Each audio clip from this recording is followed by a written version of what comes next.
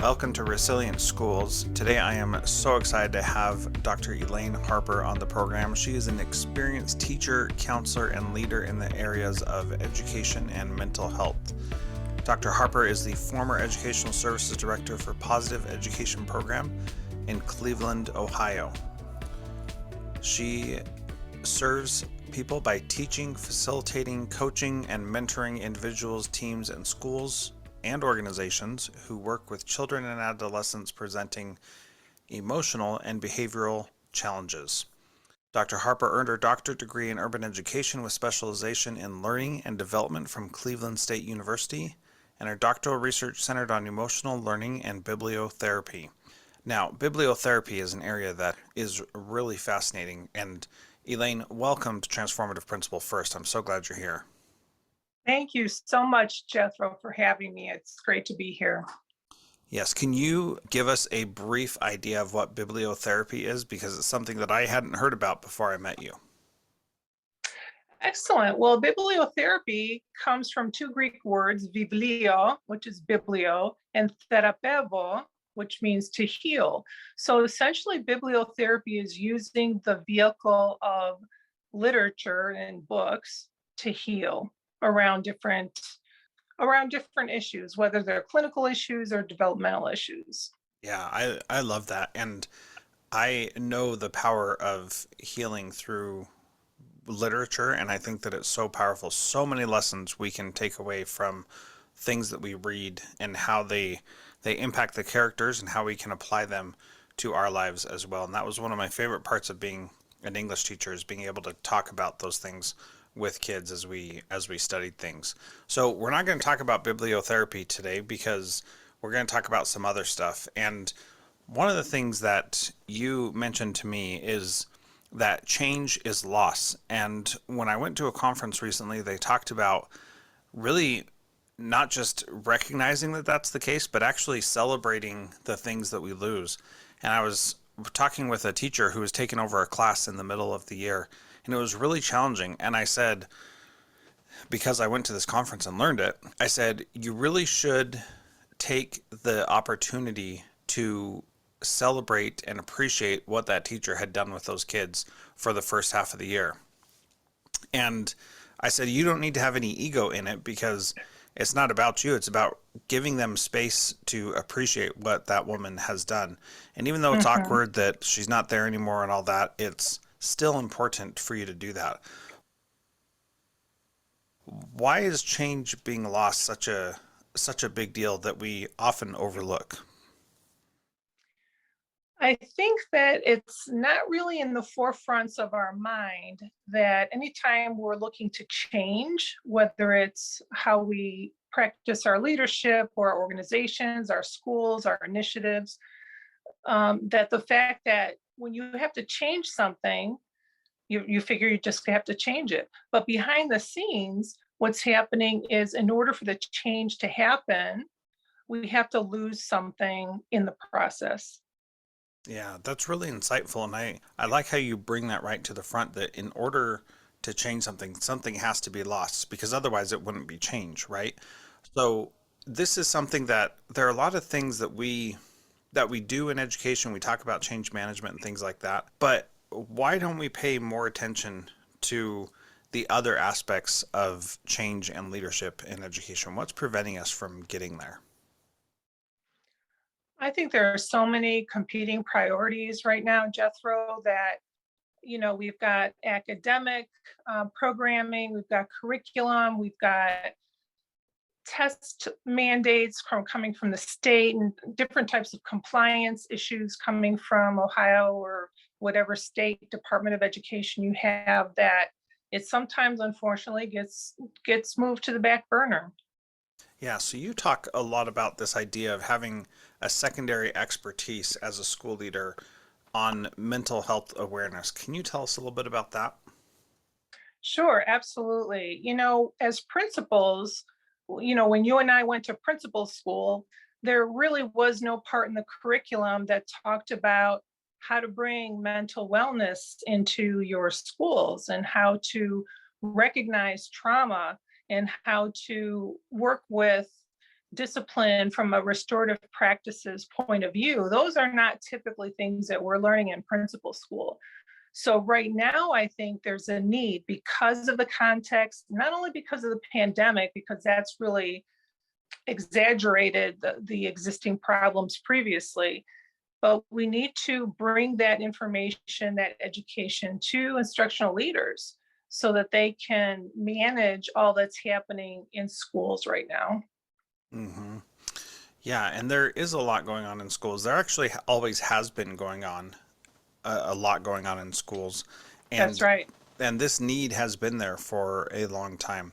Um, so tell us about some of the things that we should understand.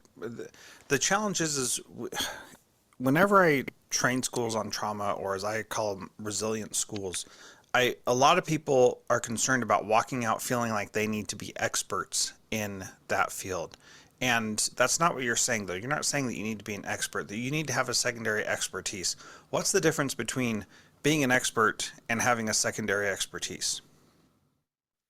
Well, I think it's like, for example, when you have a physician per se who has an expertise in doing the work of a general practitioner, working in a hospital, and doing the direct service work.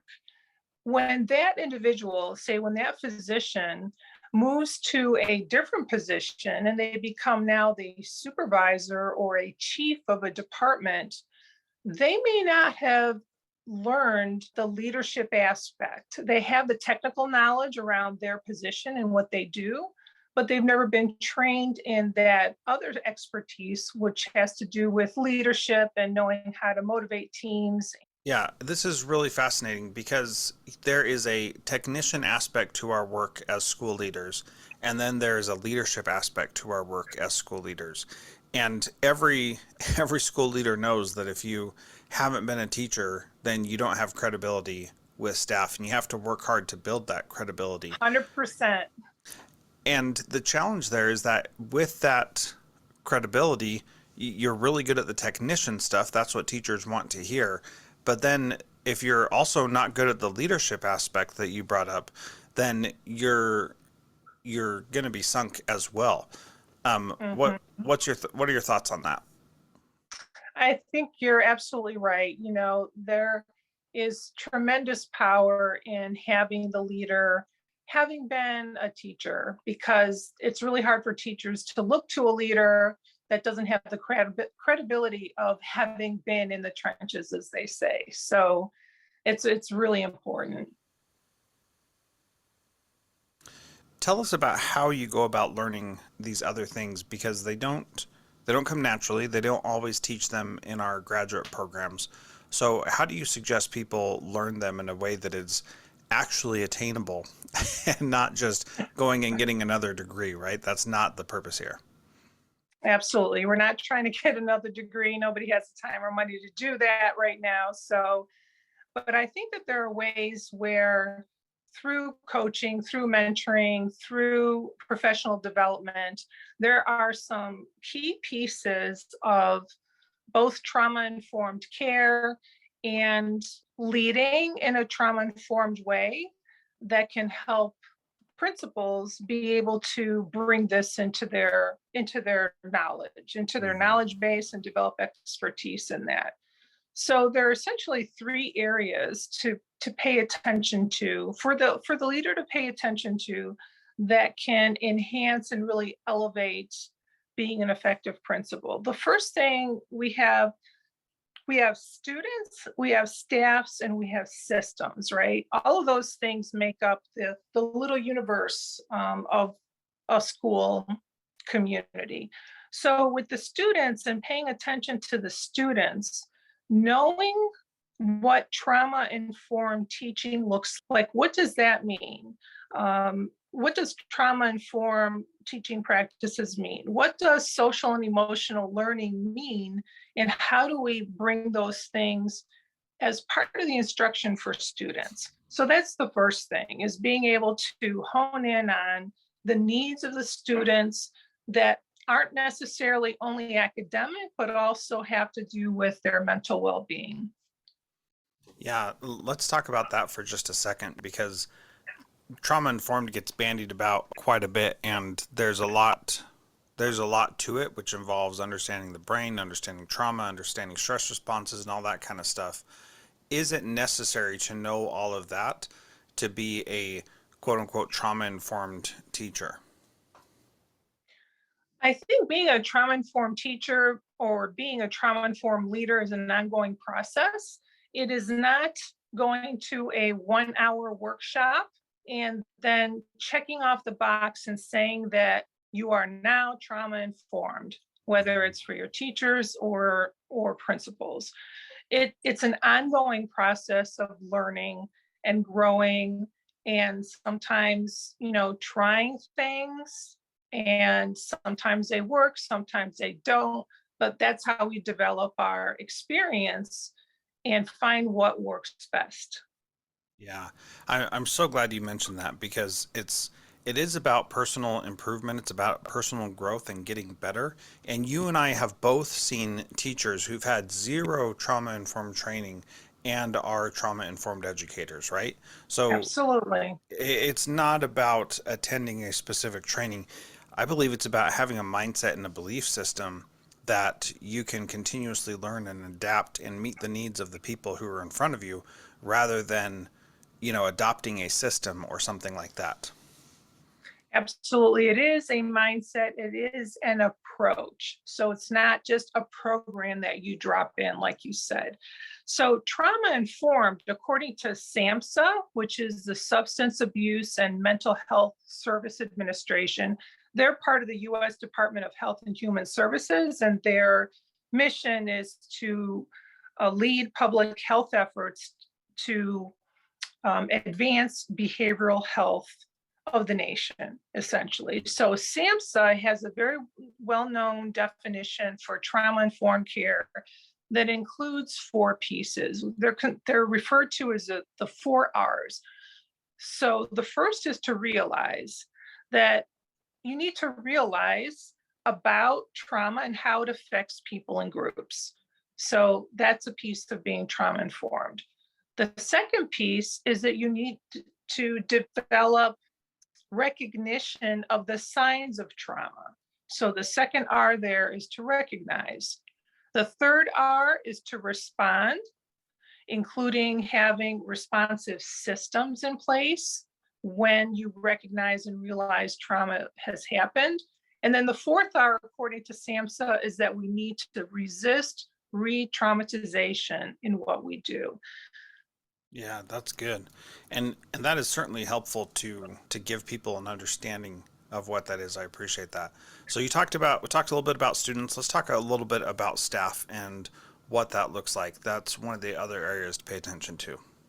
Absolutely. So when we're looking at staff, we have to understand, and in a trauma-informed way, realize about how trauma impacts people. And that includes the teachers too. So when we have staff coming into the building and they're there to do their best for kids, we have to be tuned into and be able to recognize signs perhaps of their own trauma, especially when it starts to interfere with what they're doing with the students. Yeah.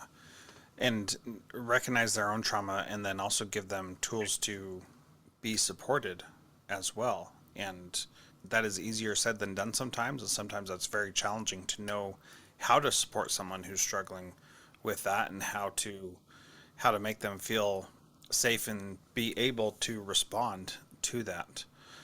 So let's talk about some of those systems that we can put in place also. So systems encompass a whole lot of things. Many of them are based in culture. What is the culture of the building like? What is the culture of the school district like? And how do we engage in things like approaches to trauma sensitive teaching and trauma informed care? So culture is a huge piece. Looking at systems of how do we evaluate our staff. As principals, we need to be evaluating our staff. And there are trauma sensitive ways to do that. And one of which is being able to find somebody where they're at and then add value or encourage their growth to the next step in an encouraging way. Other systems have to do with discipline. Like, what do we do with discipline? What are our systems and our processes for managing discipline in schools? And what kinds of school well-being activities are happening in the environment, not only just for the kids, but for the staff as well. So like you said, that they can support one another and the leaders can support the staff and they can really feel the opportunity to be connected. Yeah. So, how important is it to adjust these systems to what we're currently facing? I mean, a lot of schools want to bring in a program and implement it with fidelity, quote unquote. Does that work as it relates to trauma informed practices? I think that we look for programs for teachers because there is some merit to having some content that stays consistent, that everyone can build a common language around, that could be easily maintained over time as new staff come in to share that understanding. So, programs are a part of that, but it's the approach and how we implement those programs, whatever the programs are, how we implement those, what the approach is really can be more trauma informed or it can be less trauma informed. Yeah. And it can be more successful or less successful. And that's something that I've seen where we have implemented things with fidelity that were really not good for the people who were involved in it. And they were research based and they were nice and they worked, but they left out the humanity of the people that were involved. And this is something that in a highly trauma impacted school, adopting scripted programs specifically made it more traumatizing for the kids Mhm. because the teachers, and for the teachers too, the teachers felt like they couldn't deviate from this scripted program, which means that they couldn't take the time they needed to deal with the kids that were right there in front of them. And I think you need to be really cautious as you're implementing those things that you are doing what's right for the people there rather than doing what's right for the program. The publisher, the creator of that program, has never been in your school and never experienced what you've Mhm. experienced, so you can't rely on them to know what the right thing to do is. Is that too controversial of you, Elaine? No, it is not too controversial because when you look at a bigger picture, you have those programs that are, can come and go in classrooms that are content or curriculum based. That's one piece. But the more important pieces are another two P's. Not only the program you have, but the process, which is how you're going about utilizing those programs. Are you allowing for teachers to make decisions and have some autonomy to really accommodate and adjust for the students they do have in front of them? So the process is just as important. And then the third P in that model, we've got the programs, we've got processes, and the most important piece is the people, right? It's not ever really in the end about the program. It's really about the people and the humanity, like you mentioned earlier, to stop and recognize and realize, respond to what's in front of you, and then be able to resist that re-traumatization that can happen in some forced implementation of a program that someone found interesting. Yeah, yeah, very well said. Well, Elaine, I think this is all really great. If people are interested in the work that I do around trauma, you can go to resilientschools.com. Elaine, where can people learn more about you and the work that you do? Well, they're welcome to go to my website at elaineharper.com. And that's a hub where I include my blog and upcoming trainings, workshops, white papers that have been written, and other information. And there's also a way there that people can contact me by email directly as well. I'd love to talk to people. Yeah, and I have gotten to know you over the past few months, and you are a delightful, wonderful human being. And if anybody is interested in this stuff, I would definitely reach out and learn from you, because you have so much wisdom, you have so much experience, and I feel like I'm smarter just for knowing you. Aw, Jethro, I'm humbled by your kind words, and I actually feel the same about you. So we've got a good mutual admiration society going between us. We sure do. So, my very last question I'd like to ask you before we sign off today is, what is one thing that a principal can do this week to be a transformative leader like you? Focus in on relationship. Focus in on the relationships with your staff, paying attention to facilitating the relationships among the staff, and keeping those healthy relationships with students in the entire school community. In the end, to me, it comes down to those positive, genuine, authentic relationships. Yeah, I absolutely agree. All right. Well, thank you, Elaine, for being part of Resilient Schools. Once again, go to elaineharper.com for more information about her and the work that she provides. And thank you for being part of Resilient Schools today. Thank you so much for having me, Jethro.